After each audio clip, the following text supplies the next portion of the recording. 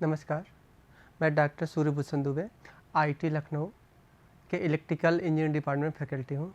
हम लोग basic electrical के बारे में स्टडी कर रहे थे, यूनिट नंबर 2 पढ़ रहे थे, जिसमें हम लोगों ने RL circuit, RC circuit and RLC circuit पर थ्योरी हम लोग पढ़ चुके थे। आज इस पर हम लोग न्यूमेरिकल सॉल्व करेंगे। तो जो सबसे पहला न्यूमेरिकल है, इसमें क्या है, एक नॉन इंडक्टिव रेजिस्टेंस। एक नॉन इंडक्टिव रेजिस्टेंस बोले मतलब जिसका रेजिस्टेंस इंडक्टर की वैल्यू क्या हो, 0 है, इसलिए हमने क्या बोला यहाँ पर, नॉन इंडक्टिव रेजिस्टेंस, मतलब ये कोई एक रेजिस्टिव सर्किट हो। इसकी वैल्यू क्या दिया है, 10 ohm. 10 ohm is connected in series with an inductive coil across 200 volt है, 50 हर्ट्ज सप्लाई। अब उन्होंने बोला एक इंडक्टिव कॉयल है, तो इंडक्टिव कॉयल में क्या है, ये आपका इंडक्टिव कॉयल है। इस इंडक्टिव कॉयल के अंदर एक रेजिस्टेंस लगी है जिसकी वैल्यू क्या है, 2 ओम है। ये क्या आपका इंडक्टिव कॉयल, क्योंकि जो इंडक्टिव कॉयल है उसके अंदर क्या होगा, L भी होगा और R भी होगा। ठीक है, इसको हमने कैपिटल R बोल दे रहे हैं, इसको स्मॉल r बोल रहे हैं। ठीक है, इसको हमने क्या कर रखा है, सप्लाई से कनेक्ट कर रखे हैं। तो जो सप्लाई कितने 200 वोल्ट सप्लाई से हम लोग इसको कनेक्ट कर रखे हैं। इसकी फ्रीक्वेंसी क्या दे रखी है, 50 हर्ट्ज दे रखी है।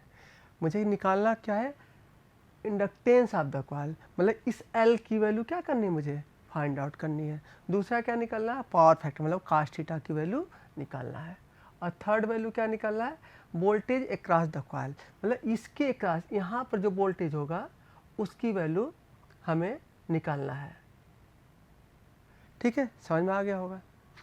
अब देखिए क्या है, तो थोड़ा सा एक चीज़ और बोल दें, यहाँ पर जो लिखा है series with an inductive coil, inductive coil जो भी होगा उसके अंदर L और R दोनों ही होंगे।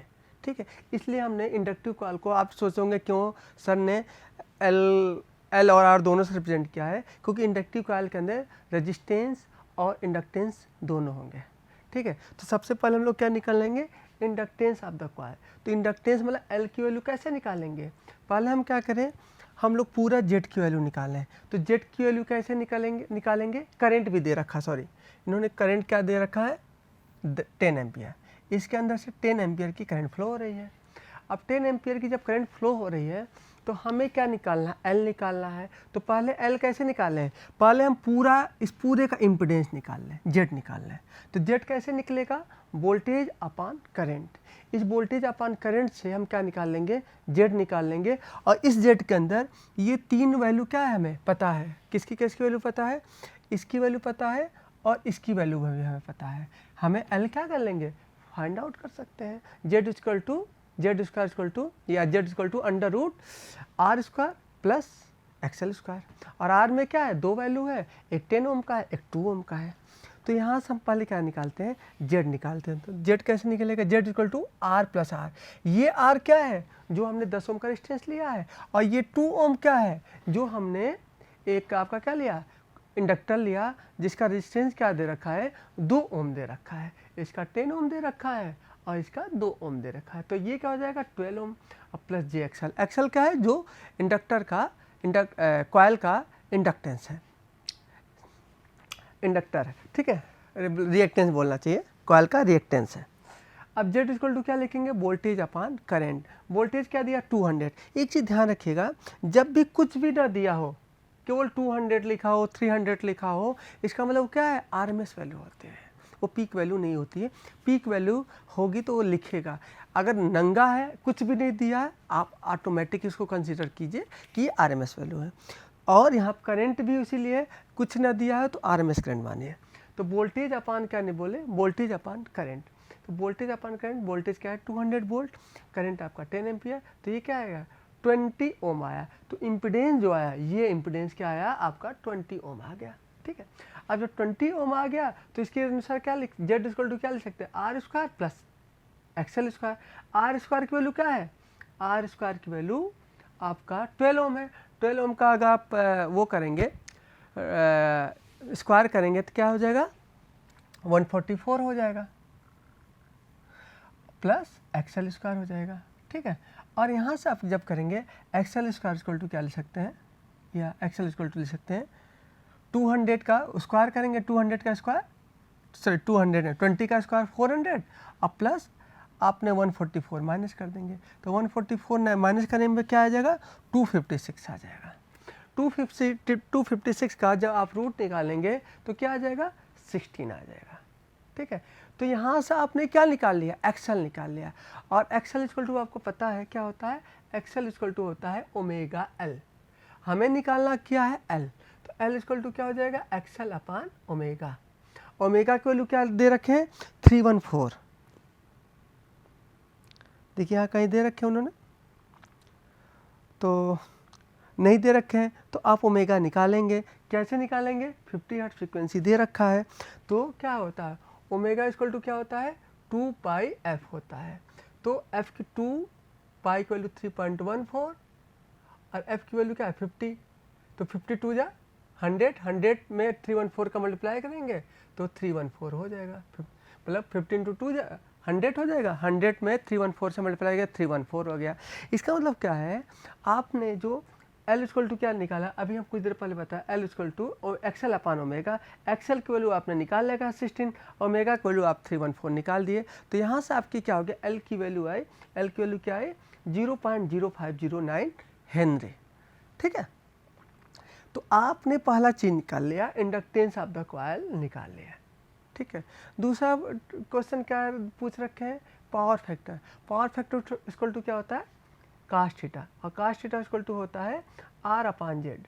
तो इसके अंदर 2 आर है, ये पूरा पावर फैक्टर क्या है, कॉइल का नहीं निकालना, पूरे सिस्टम का। तो आर अपान जेड मतलब R plus R upon Z, और जेड की वैल्यू आपने 20 ओम निकाल रखा है, और आर प्लस आर की वैल्यू क्या है, आर की वैल्यू कैपिटल आर की वैल्यू 10 है और स्मॉल आर की वैल्यू आपने 2 रखा है, तो 10 + 2 मतलब 12/20 आ जाएगा। ठीक है, देखिए तो ये क्या होगा, देखिए 12/20 आ गया। इसको डिराइव करेंगे 0.6। अब ये लैगिंग क्यों लिखे, क्योंकि ये आपका इंडक्टेंस है, इंडक्टर इसमें लगा है तो करंट क्या करेगी, लैग करेगी। ठीक है, अब थर्ड क्वेश्चन क्या उन्होंने पूछा हम लोगों ने, वोल्टेज अक्रॉस द कॉइल, मतलब किसके अक्रॉस निकालना है, इसके अक्रॉस हमें क्या निकालना है, वोल्टेज निकालना है। तो वोल्टेज आपको निकालने के लिए क्या है, तो हमें क्या निकाला, ये जेड, जेड किसका निकालना है, कॉइल का। और कॉइल के अंदर क्या था, एक आर था और दूसरा एल था। आर की वैल्यू 2 ओम था, एल की वैल्यू आपने कुछ देर पहले एक्सएल की वैल्यू आपने निकाला था 16 ओम। देखिए एक्सएल की वैल्यू आपने 16 ओम निकाल रखे हैं, तो 16 ओम हो गया। ठीक है, तो Z equal to Z coil equal to क्या हो जाएगा आपका, जेड कॉइल इक्वल टू हो जाएगा 2 + J16। और इसका जेड का मैग्नीट्यूड जब निकालेंगे तो क्या निकल जाएगा, जेड का मैग्नीट्यूड निकालेंगे 16 का स्क्वायर क्या हो जाएगा 196 और प्लस 4 की वैल्यू 2 का स्क्वायर हो जाएगा 4, तो ये क्या आ जाएगा 200, और 200 का जब रूट निकालेंगे तो आ जाएगा 16.12 आ जाएगा। तो ये क्या हो जाएगा, तो वोल्टेज क्या हो जाएगा I इंटू जेड, और I की वैल्यू आप 10 एम्पियर आप पहले ही से दिया है गिवन इन डेटा, तो 10 × 16.12 तो ये हो जाएगा 161.24 वोल्टेज। ठीक है, तो आपने क्या देखा, आपने वोल्टेज निकाल लिया कॉइल के। अब एक और नेक्स्ट प्रॉब्लम देखते हैं। एक सर्किट दिया है जिसमें RLC सर्किट दिया है, क्या दिया, R दिया है, L दिया है और C दिया, ये तीनों आपस में क्या है, सीरीज में कनेक्ट है। ठीक है, और सप्लाई आपने कितना लगा रखा है 200, ये 200 क्या होगा, मैक्सिमम वैल्यू होगा, small v equal to 200 sin omega t। ठीक है, R की वैल्यू उन्होंने 10 ओम दे रखा है, L की वैल्यू उन्होंने 1/3 हेनरी और C का वैल्यू दे रखा है 1/6 फैरेड।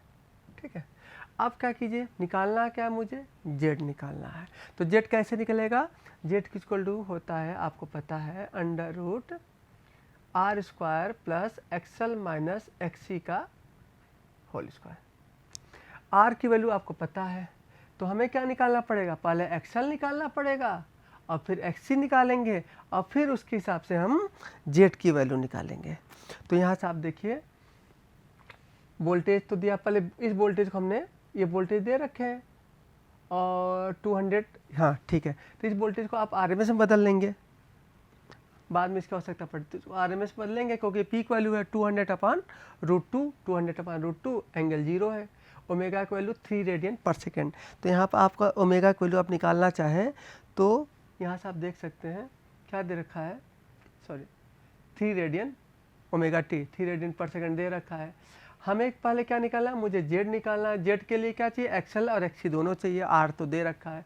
तो एक्सएल इक्वल टू क्या होता है, ओमेगा एल, ओमेगा का वैल्यू 3 रेडियन, एल की वैल्यू 1/3 दे रखा है, तो 1 ओम आ गया एक्सएल की वैल्यू। एक्सी की वैल्यू क्या 1/ओमेगा सी, और आपने दे रखा ओमेगा का वैल्यू 3 है, और सी की वैल्यू क्या है 1/6, तो ऊपर चला जाएगा तो 2 ओम आ गया एक्सी की वैल्यू। इंपिडेंस निकालेंगे तो Z equal to R plus J XL minus XC होता है।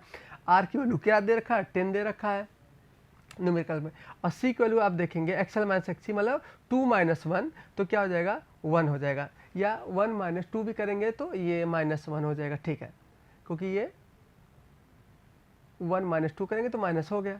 अब हमें क्या निकालना है, जेड की वैल्यू निकालनी है। इसका मतलब ये माइनस आने का अर्थ क्या होता है, हमने बताया था जब जेड इक्वल टू लिखते हैं R plus minus J XL. अगर इंडक्टर होता है तो पॉजिटिव आएगा और कैपेसिटर होता है तो नेगेटिव आएगा, मतलब जो सर्किट है वो किस तरह की होगी, कैपेसिटिव टाइप की होगी, इसीलिए आपका क्या आया, ये माइनस में आया। मतलब आप देख सकते हैं एक्सी की वैल्यू बड़ी है इसलिए कैपेसिटिव सर्किट हो जाएगी, मतलब कैपेसिटिव सर्किट की तरह यह बिहेव करेगा। ओके, अब देखिए क्या है, आपने जेड इक्वल टू इतना लिखा, तो अब हमें क्या निकाला, मैग्नीट्यूड निकाल लीजिए। 10 का स्क्वायर प्लस 1 का स्क्वायर 100 प्लस 1 मतलब 101, मतलब 101 का जब आप रूट निकालेंगे तो 10.04 हो जाएगा। एंगल क्या हो जाएगा, एंगल क्या हो जाएगा y/x मतलब 1/5, उसका आप 10 इनवर्स निकालेंगे, 10 इनवर्स निकालेंगे तो -5.71 हो जाएगा, ठीक है। अब आपने क्या निकाला, जेड में निकाल लिया। हमें क्या निकालना था, इम्पिडेंस ही निकालना था। तो पहला क्वेश्चन क्या हो गया, ओवर हो गया, मतलब जेड आपका क्या निकल गया, जेड आपका 10.41, 10.04 एंगल -5.71, ठीक है, क्योंकि ये कैपेसिटिव सर्किट की तरह बिहेव कर रही है। ओके, दूसरा क्वेश्चन उन्होंने क्या पूछा, दूसरा उन्होंने करंट पूछा। तो क्या है, voltage upon impedance, I equal to क्या लिखेंगे, V/Z। वोल्टेज क्या दे रखा है 200/√2, 200/√2, क्योंकि उसको RMS में करेंगे, और जेड की वैल्यू आप क्या निकाले, अभी कुछ देर पहले आप 10 पॉइंट निकाले थे, तो ये आएगा 200/√2, और आपने जेड की वैल्यू निकाल रखे हैं 10.04 माइनस एंगल -5.7। अब क्या करेंगे, जब डिवाइड करेंगे मतलब कैलकुलेट करेंगे तो क्या आएगा 14.08, ये माइनस ऊपर जाएगा तो प्लस हो जाएगा +5.71। तो आपने क्या निकाला, एंगल भी निकाल, सॉरी करंट भी निकाल लिए। अब क्या पूछ रहा है, पावर फैक्टर, तो कास्ट थीटा पूछ रहा है, और एंगल अभी आप कुछ देर पहले निकाल रखे हैं। तो एंगल क्या आया है, वोल्टेज करंट का, आपने जो करंट मतलब वोल्टेज का एंगल क्या 0 है, और करंट की तक क्या कर रही है, लैग कर रही है। यहाँ पर देखिए वोल्टेज में एंगल क्या है 0 है, और करंट क्या कर रही है -5.7 आ रहा है, तो दोनों का वोल्ट V और I के बीच में एंगल कितना निकला, यही तो निकलेगा 5.71, ठीक है। अगर इस वोल्टेज में अगर 2 ओम दिया होता, मतलब इसका आगे +2 होता, तो ये क्या हो जाता, उसमें ऐड हो जाता, 2 डिग्री दिया होता तो ऐड हो जाता, मतलब जो थीटा होता है पावर फैक्टर होता है, आपको क्या है, आपको पता है जो थीटा निकालते हैं मतलब कास्ट थीटा लिखते हैं, तो कास्ट थीटा में कास्ट थीटा हम लोग जब यहाँ लिखते हैं तो ये थीटा क्या है, ये थीटा जो है वोल्टेज और करंट के बीच का एंगल है। तो वोल्टेज तो 0 डिग्री पर है, और करंट क्या है, पॉजिटिव है, पॉजिटिव है, और ये क्या है आपका 5.71, ठीक है। तो इसका मतलब क्या हुआ, अब इन दोनों के बीच में जो एंगल है वो एंगल क्या है 5.71 है, ठीक है। तो कास्ट 5.71 की वैल्यू कितनी आ जाएगी, कास्ट 5.7 की वैल्यू 0.99 आएगी, और ये क्या होगी, लीडिंग होगी, क्योंकि आपने देख रखा है कि एक्सएल की वैल्यू क्या है, छोटी है, और एक्सी की वैल्यू बड़ी है, तो ये लीडिंग हो जाएगा, ठीक है। आप देख भी रहे हैं करंट क्या कर रही है, लीड कर रही है। आप देखिए जो आप करंट निकाल रहे हैं वो क्या कर रही है, लीड कर रही है, ठीक है। और करंट में क्या होती है, पॉजिटिव, देखिए कैपेसिटर में करंट में कैपेसिटिव सर्किट में करंट की वैल्यू पॉजिटिव आती है, और इम्पिडेंस की वैल्यू क्या आती है, निगेटिव आती है, क्योंकि जेड एंगल -θ होता है, जेड एंगल -θ होता है इम्पिडेंस के लिए, और करंट के लिए क्या हो जाता है, आई एंगल +θ होता है, ठीक है। इंडक्टर की बात करेंगे तो जस्ट अपोजिट होगा। तो आपने करंट भी निकाल लिए। तीसरा क्या पूछा है, वी आर, वी एल और वी सी। आपने करंट निकाल रखा है, कितना निकाल रखे थे, कुछ आप जो भी आया था। तो आप वोल्टेज निकालेंगे, वी आर इक्वल टू क्या हो जाएगा, आई इंटू आर। आर की वैल्यू क्या है, 10 ओम दे रखा है और आपने इस आई की वैल्यू निकाल रखा है। तो हर क्या क्या कीजिए, आई इंटू एक्सएल कर दीजिए तो वी एल हो जाएगा, आई इंटू एक्सी कर देंगे तो वी सी हो जाएगा। आई की वैल्यू आपने ऑलरेडी निकाल चुके हैं, 10 क्या आया था 14.08। तो 14.08 एंगल 5.71 और इंटू आप रेजिस्टेंस क्या था वी आर में 10 ओम का था, तो इंटू 14.08 इंटू 10 ये मैग्नीट्यूड निकाला है। आप चाहिए तो एंगल भी निकाल सकते हैं, ठीक है। तो ये आ गया 140.8 और इसका वी एल यहाँ पर एक्सेल की वैल्यू क्या आप निकाल रखे हैं, एक्सेल की वैल्यू 1 निकाल रखे हैं। आप देख लीजिए शुरू में ही आप निकाले थे एक्सेल की वैल्यू 1 और एक्सी की वैल्यू 2। तो ये क्या 1 से मल्टीप्लाई हो गया और एक्सी वी सी में एक्सी से मल्टीप्लाई हो गया, तो ये आ गया। तो आपने देख रहा है कि ये आपका आ गया। तीसरा पॉइंट हम क्या पूछा गया है, पी क्यू एस। अगर आप देखेंगे पी क्यू एस मतलब एक्टिव पावर, तो अगर पी किस में होता है, केवल रजिस्टिव सर्किट में पी होते हैं मतलब एक्टिव पावर। और क्या है, आप ऐसे भी निकाल कई तरह के निकाल सकते हैं, P equal to V I cos theta से निकालेंगे तो भी आंसर आएगा। और अगर रजिस्टिव करेंगे P equal to I square into R करेंगे तो भी सेम आंसर आएगा। यहाँ पर भी हम वेरीफाई करके भी दिखा सकते हैं। तो पहले हम पी की बात करें तो पी इक्वल टू उन्होंने लिखा है V R M S into I R M S, ये किया है, इंटू कास्ट थीटा इन्होंने नहीं लिया। अच्छा ये पूरी बात करें यहाँ पर लिए है, तो आप क्या कहें S equal to V R M S into I M S 200/√2 और करेंट क्या आया था, करेंट आपका 14.08 आया था बिल्कुल। तो आपने मल्टीप्लाई किया 1991 आ गया। और इसमें जब क्या करें कास्ट थीटा से मल्टीप्लाई करेंगे, कास्ट थीटा को वैल्यू 0.99 से मल्टीप्लाई करेंगे तो 198 सेम आएगा, मतलब अप्रॉक्सिमेटली ये 1 के आसपास है। तो थोड़ा सा ये क्या हो गया आपका देखने कम है। और साइन थीटा कर देंगे तो साइन 5.71 की वैल्यू जो आएगी ये आ गई, ठीक है। तो आप पी क्यू निकाल चुके।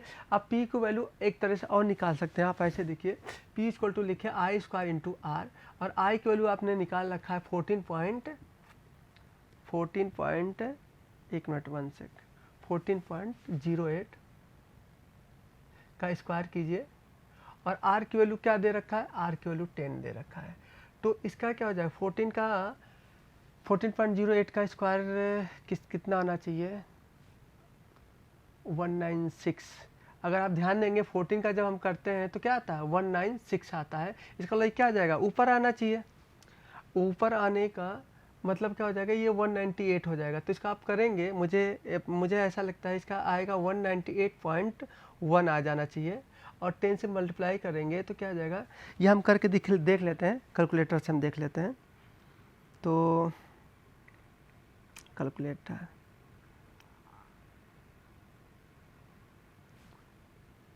14.08 मल्टीप्लाई बाई 14.08 तो 198.24 आया, 198.24 आया, ठीक है। अब इससे मल्टीप्लाई करेंगे कितने 198 तो यही आप देख रहे हैं जो यहाँ पर आया है सेम वैल्यू यहाँ पर है। तो आप ऐसे भी निकाल सकते हैं, ठीक है। क्योंकि जो रजिस्टिव सर्किट होता है, रजिस्टिव सर्किट किस में होता है, रजिस्टिव सर्किट हमेशा जो पावर पी होता है, जो एक्चुअल पावर डिसिपेट होता है, ठीक है। तो आपने क्या निकाला एस पी क्यू निकाल लिया इस तरह से, ठीक है। एक तरीके से आप और भी निकाल सकते थे, आप भी इंटू आई कास्ट थीटा। अच्छा वही चीज़ तो वहाँ पे उन्होंने कर रखा है, मतलब आई कास्ट थीटा या आई साइन थीटा से। एक तीसरा न्यूमेरिकल जब हम लगाते हैं नेक्स्ट न्यूमेरिकल और 120 वोल्ट, ये क्या है हमेशा आरएमएस वैल्यू दिया है। जब कुछ भी ना लिखा हो तो आप ये मान के लिए आरएमएस वैल्यू है। 120 volt 60 watt lamp is connected to be operated on 220 volt 50 hertz supply. मतलब आपका क्या है एक बल्ब है और इसकी यूनिट क्या दे रखा है, ये इसकी जो ऑपरेट करेंगे 100 मतलब 120 वोल्ट पर इसको ऑपरेट करना चाहिए। और इसका पावर क्या दे रखा है, इसका पावर आपने 60 वाट दे रखा है। अब इसको क्या करना है मुझे हमें इसको क्या करना है 220 वोल्ट से इसे ऑपरेट करना है, मतलब इसको सप्लाई देना है 220 वोल्ट का। अगर आप 220 वोल्ट का सप्लाई देंगे तो क्या हो जाएगा, ये मर जाएगा, जल जाएगा। समझ में आ रहा होगा। तो ये जल जाएगा तो आप क्या करेंगे, इसको आप चाहेंगे कि इसके पास तो 120 वोल्ट हो, लेकिन इसमें हम क्या करें, एक non inductive resistance, non inductive resistance मतलब प्योर रेजिस्टेंस, इसमें क्या कर दीजिए, लगा दीजिए। मतलब कितने ओम का यहाँ लगा दे रेजिस्टेंस कि यहाँ पर जब वोल्टेज जाए 120 जाए और इसको जो वोल्टेज आए वो मतलब 120 यहाँ पर है, 120 यहाँ पर है, तभी तो हो पाएगा। तो इस रेजिस्टेंस की वैल्यू कितना लगा दे कि वोल्टेज ड्रॉप यहाँ पर उतना ही वोल्टेज जो यहाँ पर 200 यहाँ पर जो वोल्टेज आए 120 मतलब 120 वोल्ट जाए और रिमेनिंग 120 क्या हो जाए, यहाँ पर ड्रॉप हो जाए। ठीक है। तो और दूसरे कंडीशन में हम आगे बात करते हैं, पहली कंडीशन की बात करें नॉन इंडक्टिव रेजिस्टेंस। तो आपने क्या पाया, ये आपका क्या है, ये है आपका बल्ब और ये आपने इसके क्रॉस रेजिस्टेंस लगा रखा है। तो हम क्या करते हैं कि lamp is a pure resistive circuit हमने मान रखा है कि जो लैंप होता है हमने यहाँ पर प्योर रेजिस्टिव सर्किट है, ये मान भी रखते हैं। अब हम तक बोलते हैं current drawn by lamp at rated value. तो जो आपका कितना इसको करंट चाहिए, जैसे एक चीज़ है कि इसके पास वोल्टेज भी 120 है और करंट भी की वैल्यू जो होनी चाहिए आप यहाँ से निकाल सकते हैं। इस करंट की वैल्यू आप पे क्या है, P = V / I। I = क्या होता है, आपको पता है P = क्या होता है, V × I, और ये किसके, प्योर रेजिस्टिव सर्किट के लिए। और यहाँ से I = क्या हो जाएगा, P/V। पावर दे रखी 60 वाट और वोल्टेज 120 वाट मतलब 0.5। मतलब कहने का अर्थ है इसमें जो करंट जाएगा वो क्या जाएगा, 0.5 एम्पियर। इससे ऊपर जाएगा तो भी ये जल जाएगा। ठीक है। जब इसको आप 60 वाट का है और इसको 120 वोल्ट दे रहे हैं, मतलब इसके अंदर जो करंट जाएगा तो वो 0.5 एम्पियर जाएगा। मतलब इस रेजिस्टेंस के क्रॉस भी जो करंट जाएगा वो कितना जाएगा, 0.5 एम्पियर। ठीक है। अब आपको देखिए क्या है, एक चीज़ आपने ये पाया कि यहाँ पर 120 वोल्ट आएगा तो यहाँ पर भी कितना वोल्टेज आएगा, 120 ही आएगा, क्योंकि ये दोनों रेजिस्टिव सर्किट है। दोनों रेजिस्टिव सर्किट है तो इसमें भी 120 वोल्ट आएगा। तो 120 वोल्ट आया तो इसका मतलब क्या आया, अगर यहाँ पर आप निकालना चाहे तो R = मतलब VR = क्या निकालेंगे, मतलब 220 - 120, मतलब इस पूरे में से अगर इसको माइनस करेंगे तो इसके क्रॉस वोल्टेज आ जाएगा। तो वही हमने किया है। आप देखिए supply voltage = V lamp + VR। तो 220 मतलब ये आपका सप्लाई वोल्टेज क्या है 220 और लैम्प का वोल्टेज ये है, तो ये क्या है, सॉरी मतलब 100 वोल्ट आया, 220 वोल्ट। एक मिनट 1 सेक, हाँ 220 में से अगर 120 निकलेगा तो 100 तो बचेगा, बिल्कुल सही है। तो ये क्या है आपका 100 वोल्ट आया। इसका रेजिस्टेंस क्या होगा, रेजिस्टेंस मतलब अब हमें करंट वोल्टेज तो पता हो गया कि रेजिस्टेंस के क्रॉस जो वोल्टेज होगा, इस रेजिस्टेंस के क्रॉस जो वोल्टेज होगा वो क्या आएगा, 100 वोल्ट आएगा। और करंट हमें ऑलरेडी पता है वो क्या आएगा, 0.5 एम्पियर आएगा। तो 0.5 मतलब R = क्या होगा, वोल्टेज अपान रेजिस्टेंस, मतलब 100 / 0.5, तो कितना हो जाएगा 200 ओम। मतलब इसके एक तरह से यदि आप 200 ओम का रेजिस्टेंस लगा दीजिए, एक बल्ब है जिसका 60 वाट पावर है और 120 वोल्ट इस पर सप्लाई इस पर ऑपरेट होगा, तो उसके अगर उसको 220 वोल्ट से मतलब 220 वोल्ट से आप उसको ऑपरेट करना चाह रहे हैं तो उसकी सीरीज़ में आप क्या करेंगे, 200 ओम का रेजिस्टेंस लगा देंगे तो वो क्या करेगा, प्रॉपर ऑपरेट होगा। अदरवाइज अगर डायरेक्ट आप 220 मतलब 220 वोल्ट दे देंगे तो बल्ब क्या हो जाएगा, जल मरेगा। समझ रहे हैं। ओके। दूसरा न्यूमेरिकल क्या हम इन्होंने पूछा है, इस रेजिस्टेंस की जगह अब क्या होता है, रेजिस्टेंस में क्या होता है, क्या लॉसेज होते हैं। इसमें अगर आप देखेंगे I² R अगर निकालेंगे P = I² × R, तो I² क्या है, I की वैल्यू 0.5 इंटू R की वैल्यू 200 दे रखा है। मतलब क्या होगा, ये 0.25 का 200 से मल्टीप्लाई करेंगे तो 25 दूनी 50, मतलब क्या हो जाएगा आपका 50 वाट का क्या होगा, एनर्जी कंजम्पशन। मतलब 60 वाट तो ये खा रहा बल्ब, ये तो बल्ब आपको बिजली दे रही है, लाइट मिल रही है, ये 50 वाट का बिजली आपको नहीं मिलेगा। जबकि ये क्या होगा, ये 50 वाट क्या करेगा, इस रेजिस्टेंस को हीट करेगा और आपका मीटर फर्जी चलेगा, आपको इसका बिजली का बिल देना पड़ेगा। तो आप क्या चाहेंगे कि हमें बिजली का बिल ना देना पड़े, तो इसलिए आप क्या करेंगे, दूसरा तरीका है कि आप यहाँ पर क्या लगा लीजिए, इंडक्टर लगा लीजिए। इंडक्टर में क्या होगा, पावर का कंजम्पशन 0 होगा, मतलब एक्टिव पावर का कंजम्पशन 0 होगा। अभी आप पहले हम लोग पढ़ भी चुके हैं। ठीक है। तो दूसरा मेथड हमने बताया, एक बनाते हैं। ये क्या है आपका, सॉरी ये बल्ब है और ये क्या है आपका मतलब इंडक्टर है, एल हमने ले रखा है। इस इंडक्टर की हमें वैल्यू निकालनी है, कितने ओम सॉरी हेनरी का इंडक्टर होगा। तो ये कितने हेनरी का इंडक्टर होगा तो हम लोग कैसे निकालेंगे, तो क्या है अब यहाँ पर जो ये रजिस्टिव सर्किट है इसकी हम लोग वैल्यू निकाल चुके थे शायद, नहीं हाँ 200 ओम था, नहीं ये 200 ओम नहीं था, सॉरी आई निकाले थे, कोई नहीं, रेजिस्टिव सर्किट है। तो यहाँ पर जो वोल्टेज होगा यहाँ वी आर होगा और ये क्या होगा वी एल होगा और ये भी। तो ये आपने देख रखे होंगे जो रिजल्टेंट निकलेगा वो क्या होगा, फेजर सम करना पड़ेगा। क्यों फेजर सम करना पड़ेगा, ये तो वी आर होगा और ये क्या होगा आपका वी एल होगा, क्योंकि इसमें करंट और ये आपका क्या होगा आई होगा इसमें, और ये आपका वी एल। तो रिजल्टेंट क्या निकलेगा, ये निकलेगा वी। तो ये जो वी दिया यहाँ दे रखा है, तो supply voltage equal to V lamp plus V coil. और क्या है हमें क्या निकालना है, वी कॉइल का वोल्टेज निकालना है। तो क्या हो जाएगा 220 का स्क्वायर प्लस 120, इससे ऊपर तो चला नहीं सकते क्योंकि जल जाएगा।